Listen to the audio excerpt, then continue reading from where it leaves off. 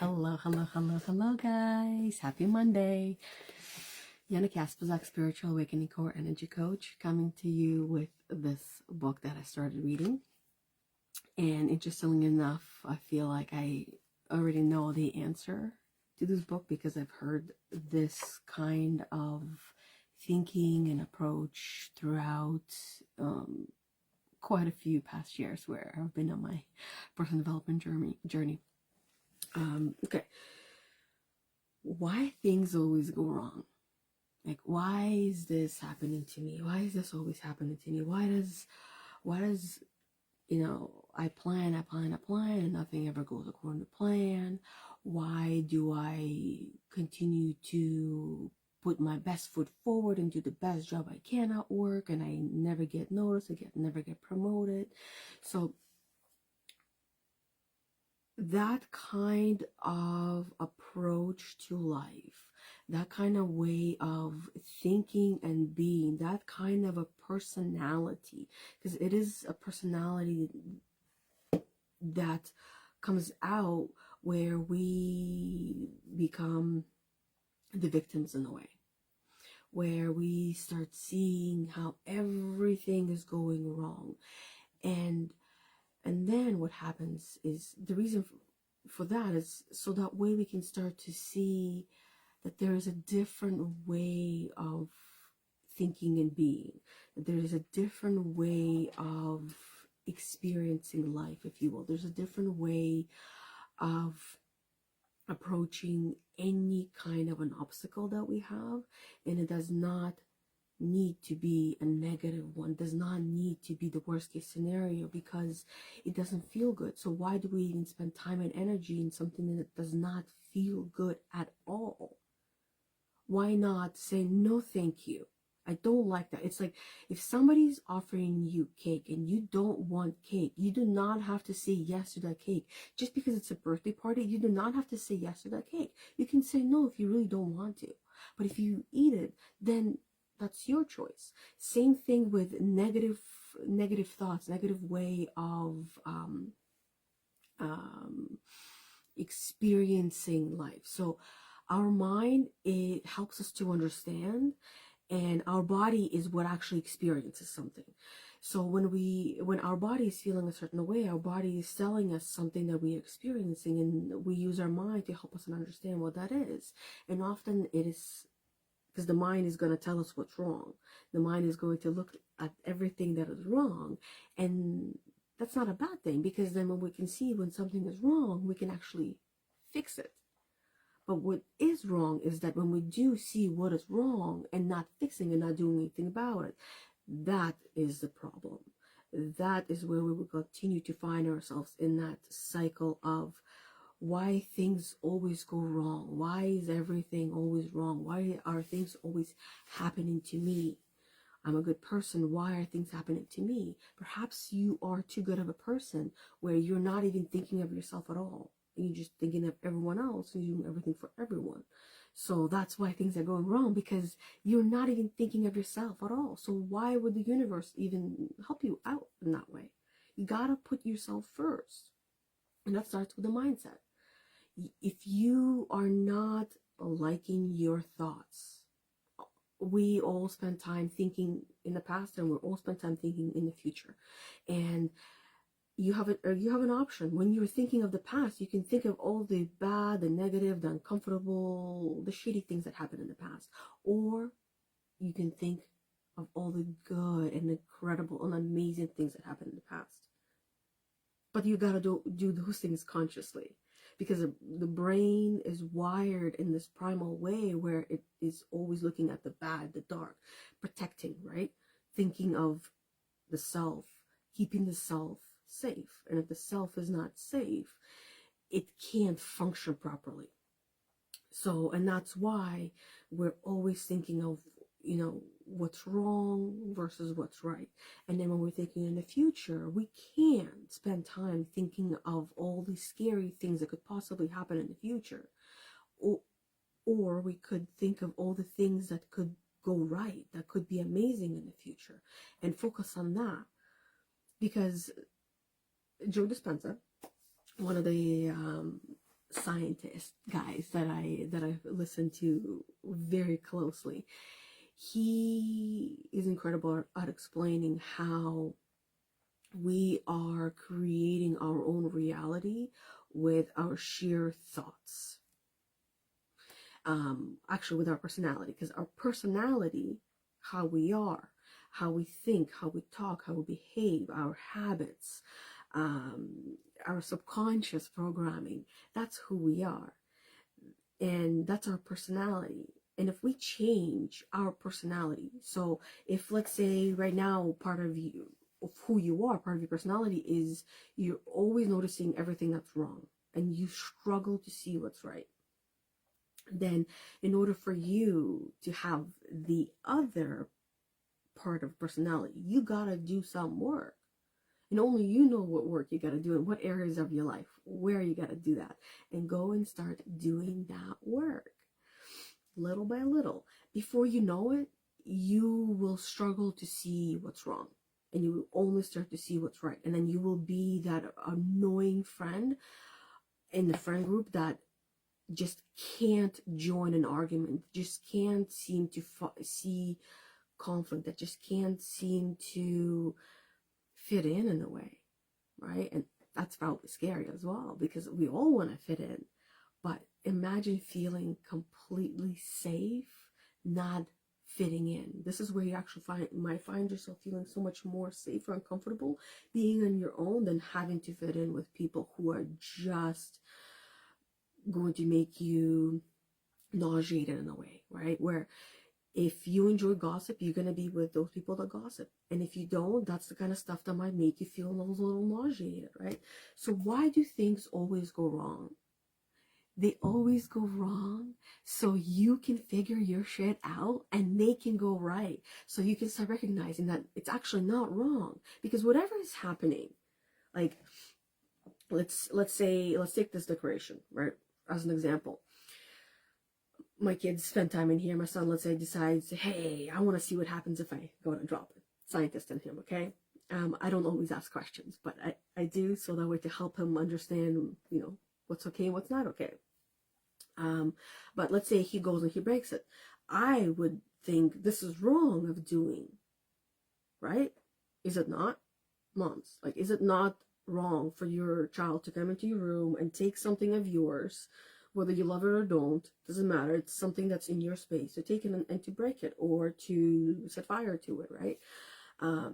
You would think it's wrong, it's not okay, but to him, it's not. So why are we not questioning that? Why are we not questioning in the way of like a childlike curiosity?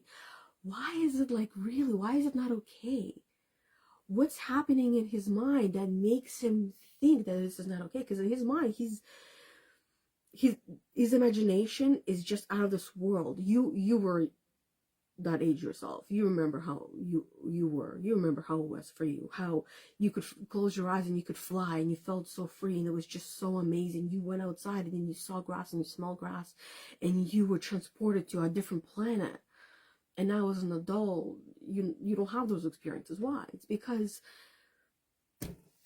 you're always seeing what's wrong and not what's right. As for a child, he sees this, he breaks it, and he sees everything that's right. He sees, obviously it's not broken, but he'll probably end up seeing this apart, the head apart, the limbs will be apart, and the rest will be in one piece, right? Just looking at how it will break. Or he might ask me, this is actually what he might ask me one day, can I put a hammer to this? Can I hammer it and break it, and then we can use it as a different kind of a decoration, right? And then I'd be curious to find out why.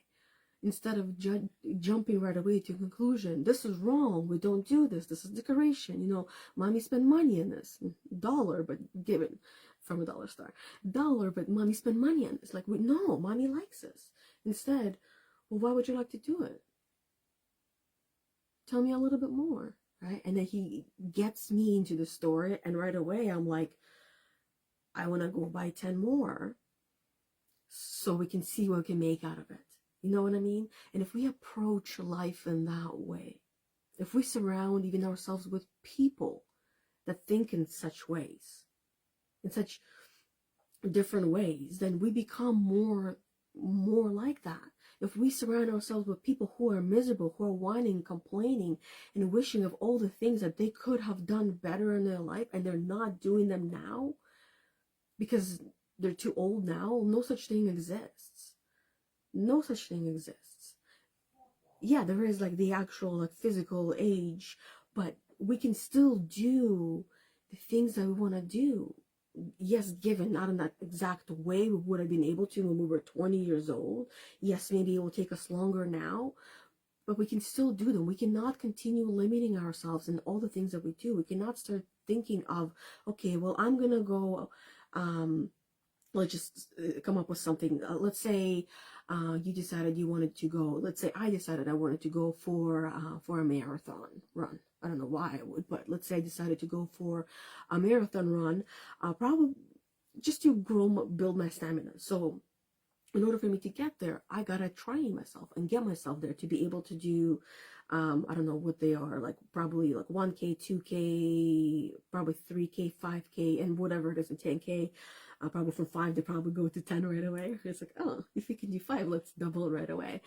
Or if you can do little ones on the side. I don't know how it works, but let's say I decided to go and do that. I gotta start at the beginning of how does it work? What is 1K? What is 1K? What does that look like when I look at the field? You know what I mean? It's like you gotta go to the very basics. So if you're always looking at what's wrong, start thinking of what's right and what is happening that is wrong, and that this experience that you're going through that feels so wrong, that something is happening, what can you see that is going right in that moment? Just starting in that moment when it's hard. We don't wait until it's easy to be doing these things. We do these things when it's hard. That is our test. That is our exam. Do we say yes to this? Do we say no to this?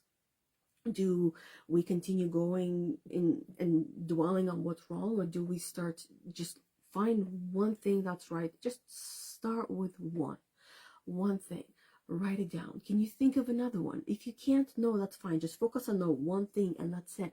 If you focus on the one thing that is right in the amongst of all the things that are wrong, this one thing that is right, what is going to happen, it almost like it like heats up and becomes bigger. Thinking about it like fire, right? You're igniting from within. The fire becomes bigger and bigger and bigger by you simply adding more fuel to it, adding more logs to it, by thinking about, by focusing on this one thing. Guess what's going to happen? You're going to start seeing more than one thing that is right. And then what's going to happen eventually is all of the things that are right are going to drown out all of the bad. And you, like I said earlier, might struggle to see the wrong in what is happening. So that would be a whole different problem too to discuss. Okay, when we're there we'll talk. Okay. But for now, the reason why things are going wrong is so you can start seeing that they're just opportunities for growth. They're just there to help you on the next thing that you're going to be doing. They're just there to give you what you need for the next thing. That's why things are happening. That's why you have this and this and this happening to you, whether it's in one day or in an hour or in a week or in a year. They're there to help you become the best version of yourself, because how else are you supposed to know what's wrong? Or how else are you supposed to see what's right if you don't know what's wrong? How are you supposed to see what's wrong if you don't see what's right? And vice versa. It's like I said, so someone might not know what's wrong and someone might. It's also about what we've been exposed to, the conversations we've had, the conversations we've heard, the things we've read, different things that we're going through, right? Hey, Debbie. You're welcome. Debbie says, thank you for the reminder to look for the positive. You're welcome. Sometimes it is difficult. And this is one thing that Joe Dispenza says all the time that I absolutely love, is that how many times do we have to forget before we finally remember. So what you had an aha moment right now, right? Or you had something that you remembered where it's like, oh, I remember that. Oh, that's a great reminder, which means that you've forgotten. We're all that way. We're all forget. Why? So we can remember. And things that are important to us, we also forget. So thinking positive, actually, what I do once in a while, I think I might have shared it, but I'm going to share it again. I write on my hand. And that's why I'm planning on getting a tattoo here. And I even want to leave a space here so I can write a note. Or I'll find a way. But write a reminder for myself. So if the day that I wake up and the energy is dark, usually it's because I don't always remember all of my dreams, but that means that there was something in my dream that caused me to feel that way.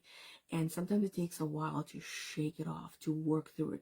You know, even for the experts, the best of the best, even monks have days where it takes them a whole entire day to get to feeling amazing. But that's the practice in itself. And what helps is just to write positive, right? Positivity or positive, or I am positive. And every time I would see it, I would remember. Even if I'm not looking at it, my subconscious knows it's there. It sees it. You know, move your hand around like this, right? And if I had it written, you would see it even if you didn't know what it was, if you didn't read what it was, your subconscious would. So if you sat and you meditated just to think of what was written on Yana's hand, you would see in your mind's eye what it is if you just focus. So writing reminders actually is very helpful. And Debbie says that she's facing another eye surgery tomorrow. Oh man, I anything to do with eyes, no thank you. It just makes me so uncomfortable just going blind when in the eye as they're doing surgery. So what I'm trying to say is how incredibly brave you are for doing what you know you need to do to live the best life for you, even if it means doing such uncomfortable surgery. So I personally don't know if I'd be able to do something like that. But that, like I said, very, very, very brave. Other than that, I feel like this is a great wrap up. I am not very far in the book because I just read kind of like 5 minutes here, 5 minutes there, instead of me just trying to find time to sit down and read for half an hour, have that kind of a discipline. I'm like, no, I will just read for a minute or 2 or 5 or 10, whatever I get, whenever I get it. And that will be what I need to read. That's it. It's kind of like a card reading, right? In a card reading, you don't have a lot of information on the card and in the book. So reading a page, reading a little bit here and there helps me to also remember what I read and then connect it to what I'm reading right now. So practicing my memory, strengthening my memory, because it is just like a rubber band. It is there. And if we believe we have shitty memory, then we're gonna have shitty memory. If we believe we have strong, elasticy, like really strong, rubbery memory, then it's gonna be that way. And it's gonna be always like springing back when we need it. So hopefully this was helpful. Thank you very much for staying on here with me, Debbie. You were here on the whole time, and then I saw Caroline come on for a bit, Sarah hopped on, and Marlena hopped on. Hopefully I'm saying your names correctly. And I think, yeah. Debbie says, I bought my cards back this week. Nice for bringing your cards back. What kind of a deck of cards do you have? I'm curious. Actually, send a picture. Send a picture in the comments so that I can see and all of us can see of what that card deck looks like. I'm curious to see, maybe I have it and maybe I can do that reading from that same deck. How interesting would that be? Other than that, thank you everybody for watching, for listening. If you find value in this content, please feel free to share it with somebody else who can also find value from the same content. So that way we can all come as a big community and grow together. Do all of these things that are uncomfortable initially by looking at things that are right, looking at the positive and essentially ignoring the negative as if it doesn't exist, because the only way it exists and the only place it exists, it is in your mind. Outside of your mind, it does not exist. It simply does not, right? Things like this, like a book outside of your mind, does exist, but all our experiences that we're thinking of the past or thinking of the future, they don't actually exist. So we get to choose how we create them, how we think of them, and we can choose in the negative, we can choose in the positive, and it is a choice in the moment when we become conscious in the moment, right? That a reminder that do not beat yourself up when you catch yourself becoming conscious and realize that you were unconscious and you were in a negative. That's normal. That's okay. What do you do from this point on? Not in the past. That's gone. That's over. That's it. Move forward. What can you do now going forward? Right? What's done is done. Future is ahead. What can you do better? That's it. Thank you. And until tomorrow, Sacred Circle, 10 a.m. Then on Wednesday, 11 at 1:30 p.m., we have Heal the Unicorn. And Bethany has her mindfulness. I believe it starts at 11 or 11:30. On the Wednesdays, I gotta double check the time. And then on Thursday, the Get Your Shit Together with me, Yana Kasperczak. And that's it. Until next time, we have one of these events. Until we catch each other on here. Bye, ladies.